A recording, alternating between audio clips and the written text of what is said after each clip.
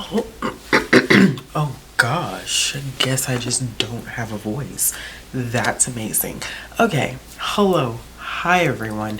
Welcome back to Bookishrealm. I feel like I haven't technically sat in front of a camera in a while, which I have, but not really because I haven't done any sit down content. I did just have that vlog go up this week, but I needed a break from content. So I've already had some content, but I needed a break from some content. And so I am here now filming some stuff that I have needed to film and get done.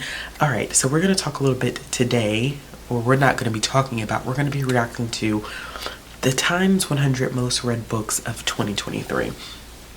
So essentially, I knew that this had released, but I wanted to react to it and react to it in a way that would be most authentic. Y'all know I love doing these reaction videos. And so this is it. This is the Times Must Read Books of 2023. This is going to be interesting for me because I know that these lists typically do not contain any books that are young adult, children's, middle grade, which is super unfortunate because I always feel like those books definitely have a lot to offer, but they're not often recognized, which sucks, but it is what it is. So what I'm going to do is I'm going to be going through these and just reacting to them, talking about whether I have read them or whether I want to read them. I'm telling you right now, 9 times out of 10, there's going to be probably a vast majority of these that I probably have not read, but here's a way to increase my TBR, and I just want to see like how this balances out. So I am going to go ahead and see if I can pull up the recording, and then we'll go ahead and get started. Yes, yes, yes. Click record here, and we are recording. All right, so these are books, like this is the first time. These are books that I haven't seen in terms of like what's on this list.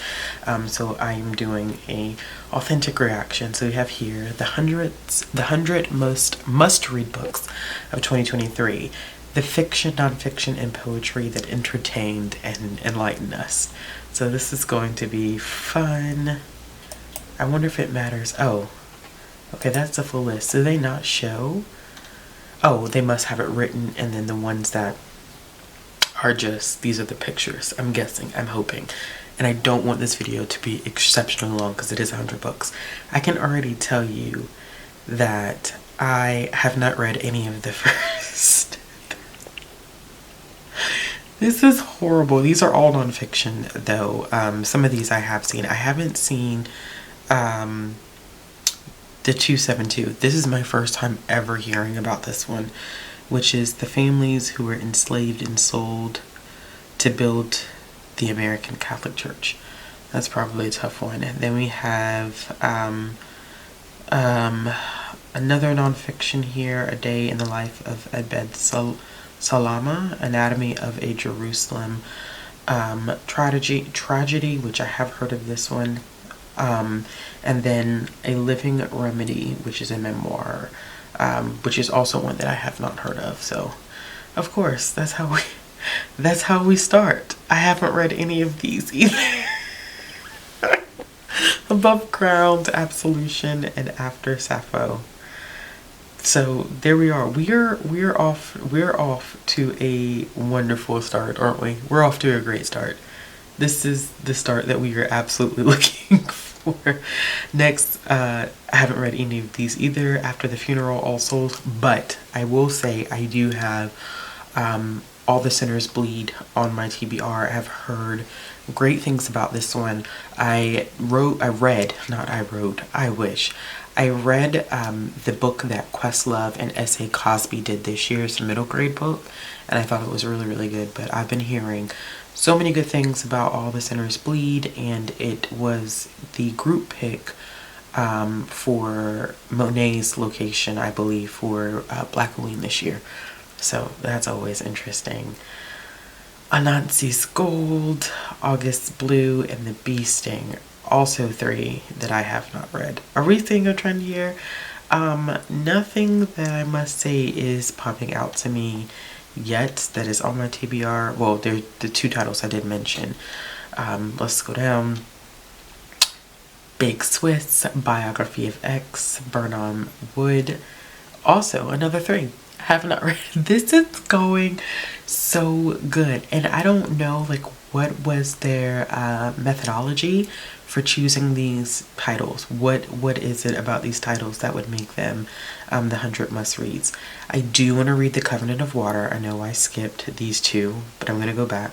I do want to read The Covenant of Water. I have heard good things about this one, and of course I've heard a lot because it is an Oprah's book club pick. But moving back over, Blackouts by Justin Torres, and then Chrome Valley, which I do want to read. I have read Mahogany L. Brown before, but I've read Mahogany's 2 young adult books, which of course I see both covers in my face but cannot remember the title of either right now.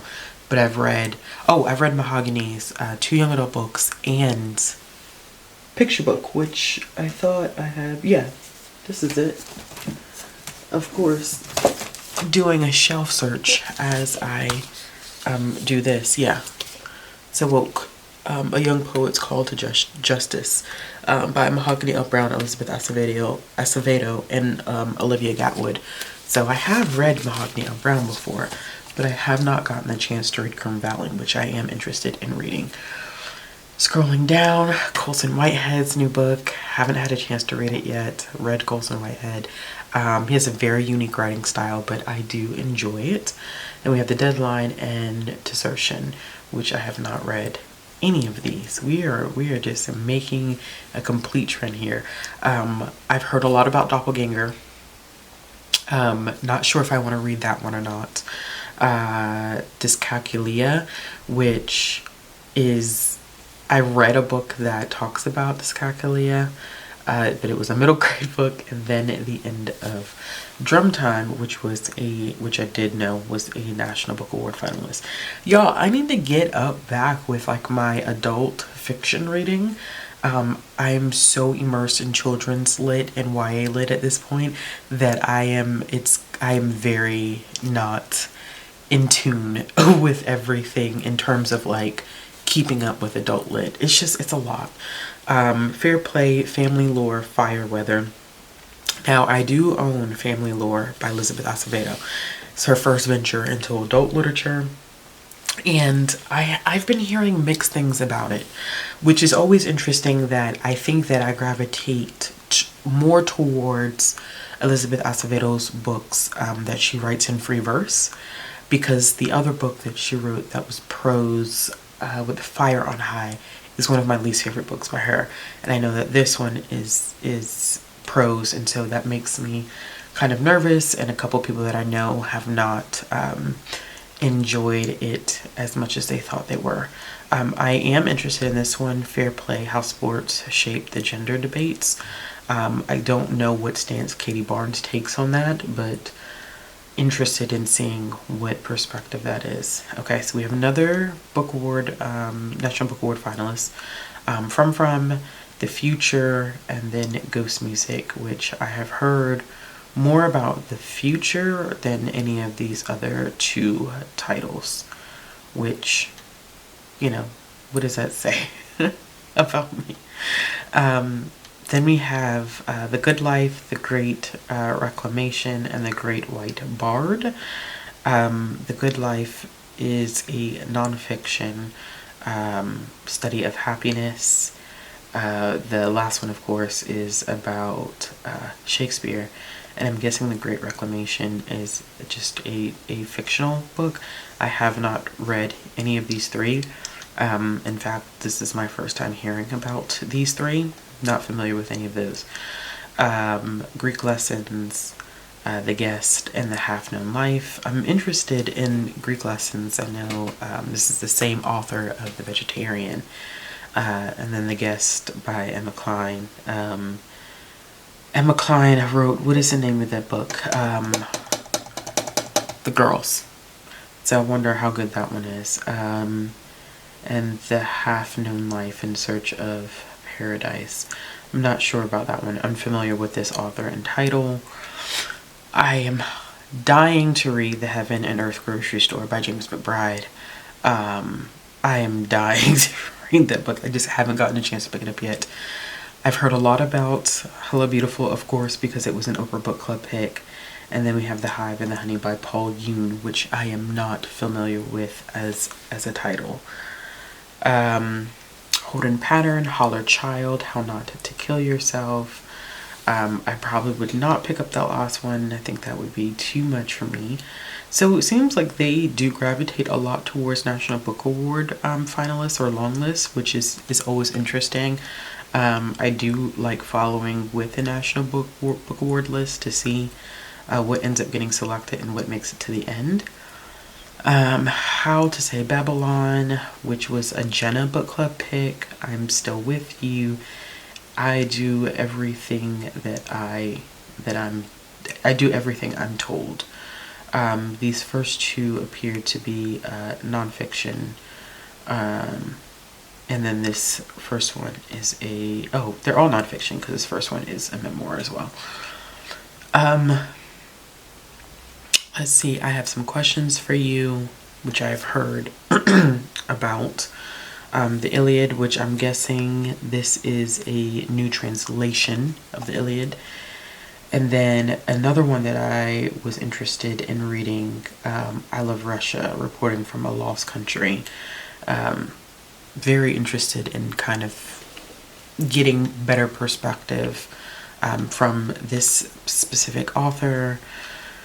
Kairos, King Alive, which I currently actually have King Alive checked out. It is a long, when I say King Alive is a chunky book, it is a extremely chunky book, but one that I recently checked out that I want to slowly make my way through. I have so many nonfiction books already lined up, and so I'm not sure, like, I'm not sure how long it's going to take me to read that. I probably won't finish it before the year's over with, but that is one that I do have checked out. And of course, Jasmine Ward's new book just came out this year, Let Us Descend, which I know a lot of people have been excited to read. Let's go. Liliana's Invincible Summer, and then Lone Women. So Lone Women, I've been hearing a lot about Lone Women by Victor Laval, and I've been hearing a lot about Lone Women not just from people like in the bookish community. I know a lot of people were reading it for Blackoween, but also like people I work with have been reading this book and they have been loving it. So that one is definitely on my immediate TBR. Next we have The Male Gazed, Master Slave Husband Wife, and Mobility. These are all nonfiction titles. Very interesting, very, I think, like polarizing, not polarizing like in a bad way, but they're very, very different topics. You have this first one that's about the desiring of men. This one looks to be historical, about an epic journey from slavery to freedom, and I'm wondering if this is a transition between people, like master, slave, husband, wife, like that's how they ended up, or are we talking about 4 different people here? I don't know. That can go either way. Maybe this last one is not nonfiction. It looks nonfiction, but that one could just be fictional. This is my first time hearing about Mobility, so I do not know. Mott Street, My Name is Barbara, and None of the Above. Very, very interested. These last 2 have been on my TBR.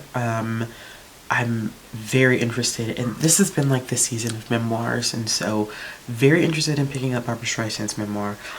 And then None of the Above, I'm really interested in this one because of the fact that it's an exploration of looking beyond the binary, which for me, I have been working really, really hard with my kid, because I think it's just, as a parent, I think I see it more now than I recognize it in my own upbringing, especially now raising a kid of my own. I see how, even if it's not in my household, I keep interrupting myself, even if it's not in my household, I see how like binary the world is through my child.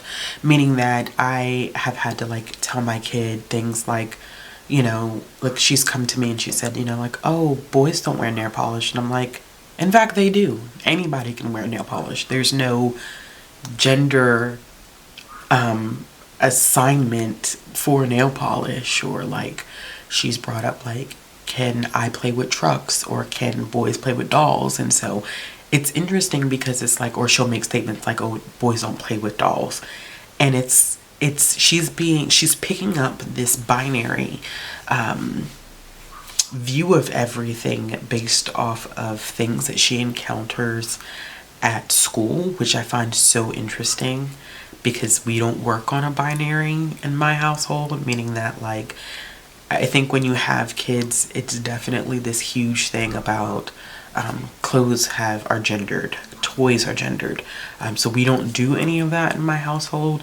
And so it's always interesting that she is still getting this onslaught of things being put into this binary that shouldn't be put into a binary. And so I've had that one. I've been interested in picking that one up. This is my first time coming across Mott Street, which is a Chinese American family story of exclusion and homecoming. I'm wondering if that has to do significantly with the Chinese Exclusion Act. I am interested in that. Then we have Northwoods, Nothing Special, and then Our Migrant Souls. I'm very interested in Our Migrant Souls, a meditation on race and the meanings of myths, or Latino. Not really interested in the second two. I've heard of them very, very briefly, but just nothing necessarily that piqued my interest. Not saying that they're not good, because I don't know, I haven't read them, but they're not on my immediate TBR. Our Share of the Night, I have an audio copy of that one. I actually started listening to that one. That is another chunker. The audiobook for that one is pretty long, but it's interesting. What I have listened to of it is very interesting. Owner of a Lonely Heart, and Page Boy by Elliot Page.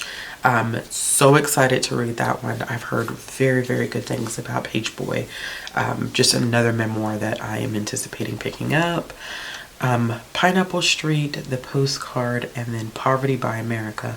I do want to be Poverty by America. This is the same author of Evicted, which was huge when the Pulitzer, when it came out. And so I'm interested in this one and Matthew's perspective on poverty in the United States. Don't worry, I'm twisted in my feelings about it. We have the Rachel Incident, Red Memory, and Rape, which I am not familiar with these particular titles, which is very, very interesting. I like this one, this Pomegranate Rape. I like that cover. River Sing Me Home. I own a copy of that one. I need to read that one because I do own a copy. Some people need Killing, A Memoir of Murder in My Country, and then Spare. Y'all know I read Spare, right? Y'all do real, like, I read Spare and I didn't like it at all. The Talk, Temple Folk, and Terror Story. Now, this is interesting for me. The Talk is a graphic novel. It did win the Pulitzer, but it is one that I think should have been on the Goodreads Choice Awards. It should have been a nominee for the Goodreads Choice Awards if they still had a graphic novel and comic section. The Talk, I definitely would have anticipated that one being on there. I'm actually on hold for The Talk, so I'll be reading that one soon. Scrolling down, Thin Skin, This Other Eden, and The Three of Us. I am interested in The Three of Us and reading that one. That one did pique my interest. Thunderclap, To Free the Captives, and Tom Lake. I feel like I had To Free the Captives on a TBR, or I feel like I mentioned it in a TBR, which is one I'm interested. That one is definitely on my list. I still haven't ever read an Ann Patchett book. I know a lot of people who enjoy Ann Patchett, but I have not read an Ann Patchett book yet. Tremor, The Vaster Wilds, and The Vegan. That cover for The Vegan is gorgeous. Then we have Vengeance is Mine, Victory City, and The Wager. Not surprised to see The Wager on that one. I know that one generated a lot of interest, and one that I was contemplating reading but just never went back to. I'm not surprised to see that on this list. Waiting to be Arrested at Night, Wandering Souls, and What Happened to Ruthie Ramirez. This one has been on my list. I've heard interesting things about this one. I just have not gotten the chance to pick it up yet. And then Waiting to be Arrested at Night. This one is high priority for me as well, because it has to do with China's genocide, which I don't, the ethnic group that I don't want to say it incorrectly, but it focuses on that specific genocide, and I'm interested in that. What you are looking for is in the library. When Crack Was King, and then The Wren. I own a copy of When Crack Was King. I am very, very, very, very, very, very, very ready to pick this one up, because I know people who grew up during the crack era, the 80s, and there's some interesting misconceptions, I think, about the crack era and how it came into this country and how it disproportionately affected Black communities. So I'm very interested in picking that one up. YN, is that? I'm hoping I'm saying that right. Yellowface, and then You Could Make This Place Beautiful. Yellowface, y'all know I love. That was a 5-star read for me. That was a 5-star read for me, so I love that one. And the last one on this is The Young Man, which is a translated work. I wish that they would have, see, the only thing that I always say about these lists that are on time is that they never really explain the way in which they have acquired their books. Like, what was their process? How do they determine what books? And I'm pretty sure that all of these are not, unless my concept of time is messed up, which that's also a possibility. Like, that's also a possibility, but I wanted to double check what happened to, okay, that came out on Twitter. I don't know why sometimes it feels like books that come out early in the year, you just never remember that they've come out early in the year. But I just wanted to make sure that, you know, I think most of these, if not all of these, are 2023 releases, but I have no idea how they came up with this list. Clearly this is definitely just adult fiction, adult nonfiction, but this seems to lean heavily towards like adult literary fiction.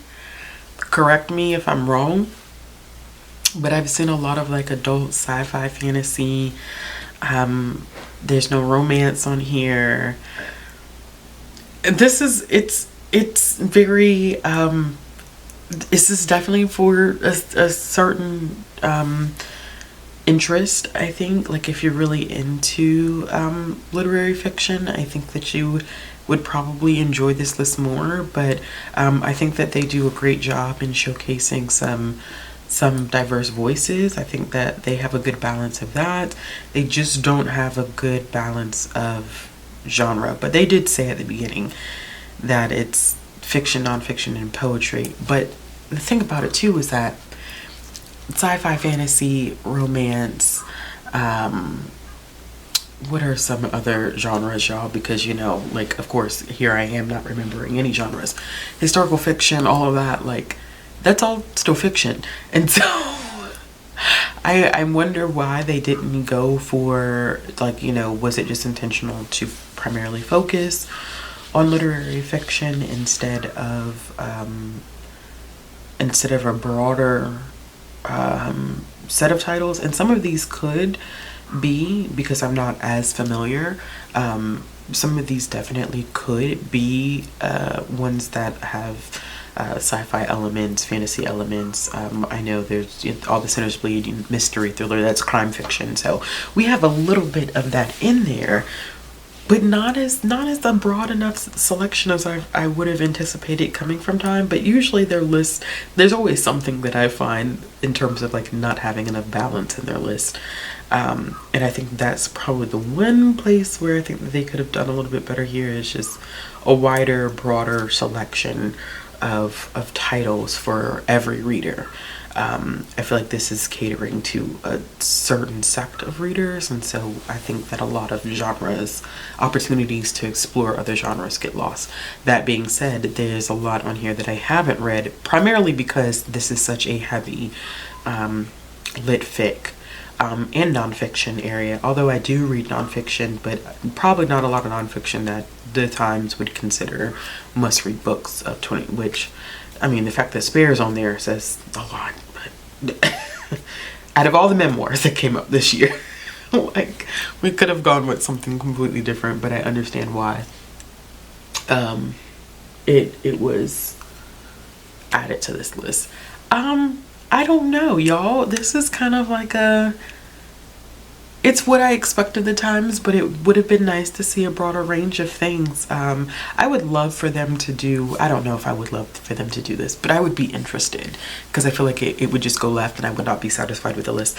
But I would love for someone to come out with like a must-read children and teen books of 2023. I mean, yes, for all of you who are saying, Ashley, you can do, I know, I can also put out a list like that, but I love reacting to other people's lists and not just like my own foolery. So there's that. But alright, y'all, that's it. Let me know in the comments like whether you've read any of these books. I don't know if I really reacted very well to this one, because I think I am not as well versed in this per se, in their selection of titles. This is a little out of my wheelhouse, so if this is more of your arena, let me know. Like, how did this list balance out for you? Did you enjoy it? Do you see anything on here that you would want to add to your TBR, or do you feel like the list was kind of lackluster? You know, do you have any criticisms of it?